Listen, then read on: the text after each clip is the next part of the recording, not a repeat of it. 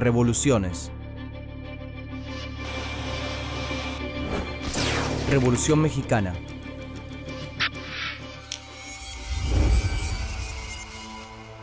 (1856) La Ley Lerdo. Consumada su independencia en 1824, México sufre décadas de inestabilidad política y económica. La población de México es de cerca de 7 millones de personas, de las cuales 5 millones son analfabetos y pobres.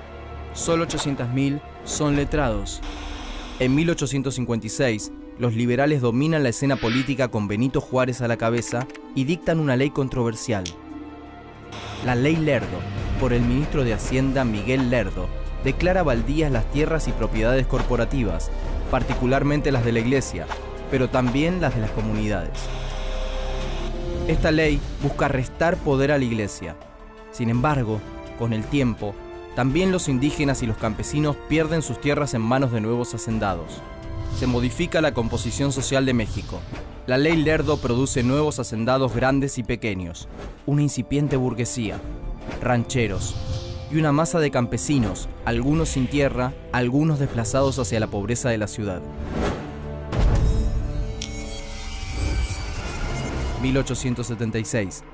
Nace el Porfiriato. En 1871, Juárez gana otra presidencia, aunque esta vez sus rivales, Lerdo y Porfirio Díaz, sospechan que ha habido fraude. Porfirio Díaz es un general con ambiciones políticas a quien Juárez ya había derrotado en la elección anterior. Nombre: José de la Cruz Porfirio Díaz Mori.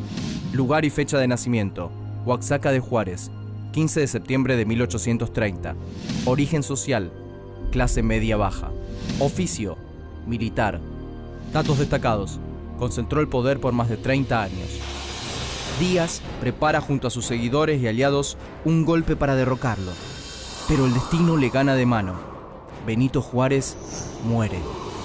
Lerdo asume como presidente interino, expulsa las órdenes religiosas, sube los impuestos y genera enemigos. Lerdo llama a elecciones en 1876 y se presenta como candidato. Esta vez es él quien derrota a Porfirio Díaz. Y lo que el militar no logra por las urnas, lo logra entonces por la fuerza. Durante el Porfiriato la economía crece y se diversifica. Pero como no se encarga de las demoradas mejoras sociales, también crece el malestar social, sobre todo entre campesinos y comunidades indígenas, porque además continúa la expropiación de tierras a manos de los poderosos ligados al régimen, alineada detrás de Francisco Madero.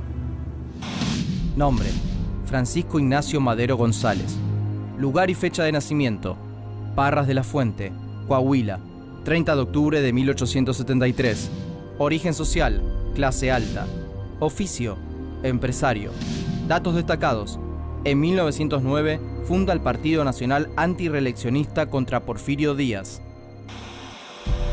Pero una vez más, Díaz manipula las elecciones y Madero, perseguido, huye a los Estados Unidos. Desde su exilio, Madero llama a la rebelión armada contra Díaz y llega a ponerle fecha y hora al lanzamiento. Será el 20 de noviembre de 1910 a las 6 de la tarde. 1910. Contra el dictador.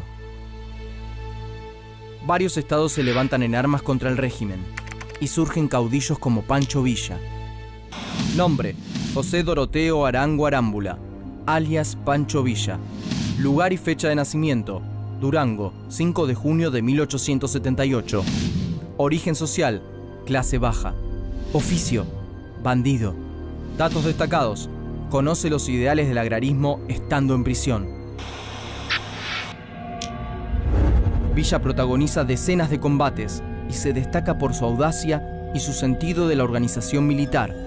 También se revela un líder del estado sureño de Morelos, Emiliano Zapata.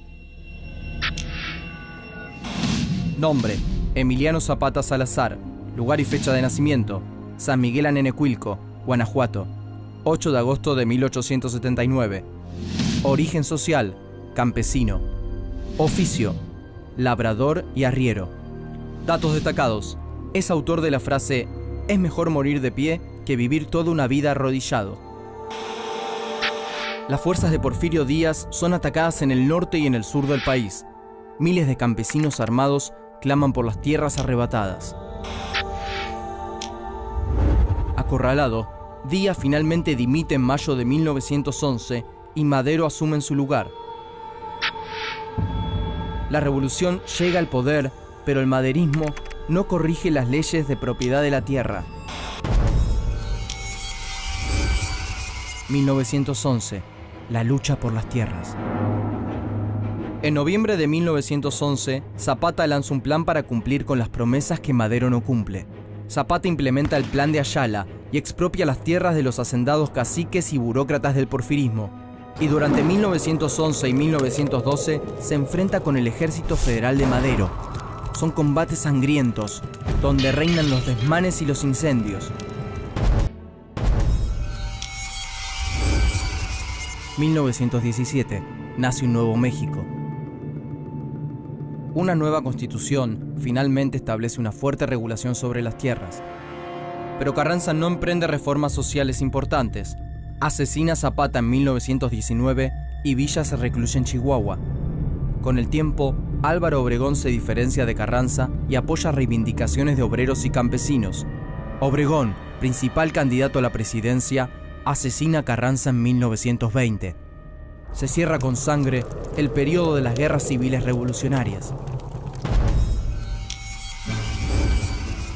1920.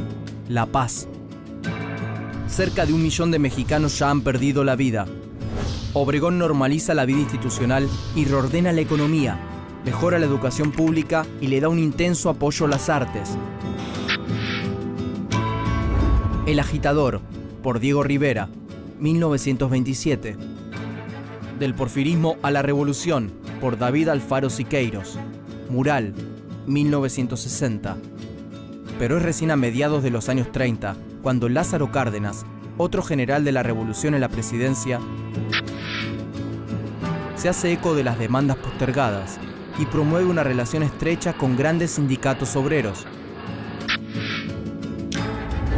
Cárdenas finalmente consuma la principal promesa revolucionaria.